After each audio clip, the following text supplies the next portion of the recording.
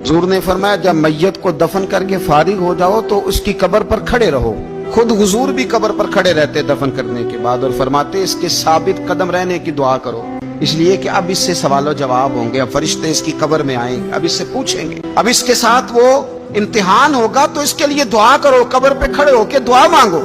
ایک حدیث میں فرمایا کہ اتنی دیر دعا مانگو، اتنی دیر دعا مانگو کہ جتنی دیر اونٹ ذبح کر کے کھال اتار کے گوشت بنا کے، اونٹ ذبح کرنا سب سے زیادہ مشکل ہے، اونٹ ذبح کر کے کھال اتار کے گوشت بنا کے بانٹ دیتے ہو، اتنی دیر مرنے والے کی قبر پہ کھڑے رہ کے دعا مانگا کرو، کیونکہ اب فرشتے آئیں گے، سوال و جواب ہوگا. مصنف عبدالرزاق میں حدیث ہے کہ ایک بندے کو صرف ایک کوڑا مارا گیا تھا قبر میں، تو اس کی ساری قبر میں آگ بھڑک اٹھی. تو پوچھتا ہے کہ یہ ایک کوڑا مجھے کیوں مارا گیا؟ تو انہوں نے کہا ایک وجہ تو یہ تھی کہ تو باقی پلیدی کا خیال نہیں کرتا تھا، اور دوسری وجہ یہ تھی کہ ایک دفعہ ایک مظلوم نے تجھ سے کہا تھا میری مدد کر، اور تو مدد کرنے پہ قادر تھا، تیرے اندر ہمت تھی، اور تو اس کی مدد کے لیے تیار نہیں ہوا. وہ ہمارا مشہور فکر ہے نا کہ سانو کی لگے پرائی لڑائی پرائی آگ نو اسی گھر کیوں لے آئیے. تو وہ جو ہمارا خاص معاملہ ہے نا کہ کسی کی مدد نہیں کرنی، وہ ہمیں خراب کرتی ہے، ہمارے حالات بگڑ جاتے ہیں. مدد کرنے پہ قادر ہوتے ہیں پر کسی مظلوم کی مدد، ایک کوڑا لگا تو پوری قبر میں آگ بھڑک اٹھی.